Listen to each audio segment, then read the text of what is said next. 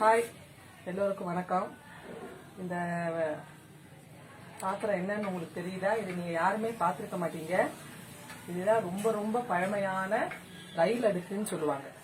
ரயிலுக்கு இதுக்கு என்ன சம்பந்தம் அப்படின்னு நீங்க யோசிக்கலாம்.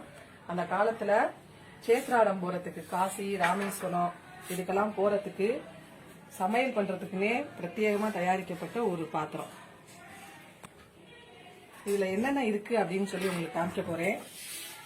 பார்த்தாலே உங்களுக்கே ஆச்சரியமா இருக்கும். ஃபர்ஸ்ட் ஏதாவது ஒரு காய் பண்றதுக்குள்ள 2 அகலமான பாத்திரம். அடுத்து இத சிப்பல் அப்படின்னு சொல்லுவாங்க.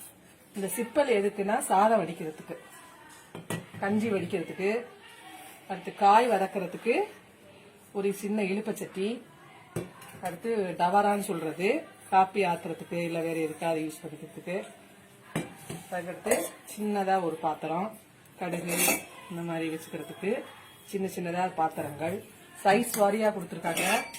அதே மாதிரி தண்ணி மோந்துக்கிறதுக்கு சின்னதா ஒரு சொம்பு, அதுக்கடுத்து கூட்டு, குழம்பு, ஒரு சின்ன கல்யாணமே செஞ்சிடலாம் இதை வச்சு. அதை விட ஒரு சின்ன பாத்திரம். கடைசியா ரொம்ப ஆச்சரியமா இருக்கும் உங்களுக்கு, பெரிய கவலை தண்ணி மோந்து வச்சுக்கிறதுக்கு.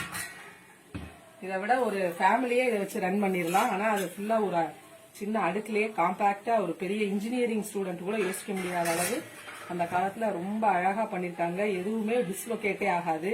நீங்க வச்சீங்கன்னா அது அழகா செட் ஆகும் எல்லாமே. திருப்பி அதை உங்களுக்கு திருப்பி வச்சு காமிக்கிறேன்.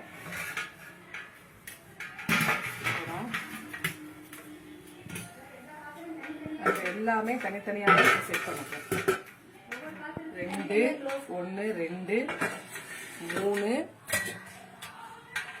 4 5 6 7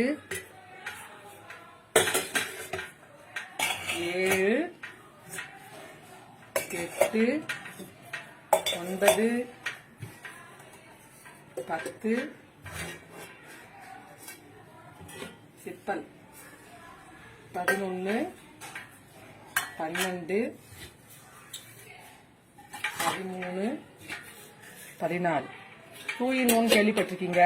14 in 1 அப்படிங்கிறது இதுதான். இந்த வீடியோ உங்களுக்கு பிடிச்சிருந்தா லைக் பண்ணுங்க, இல்லைன்னா ஷேர் பண்ணுங்க, இல்லை சப்ஸ்கிரைப் பண்ணுங்க. தேங்க்யூ.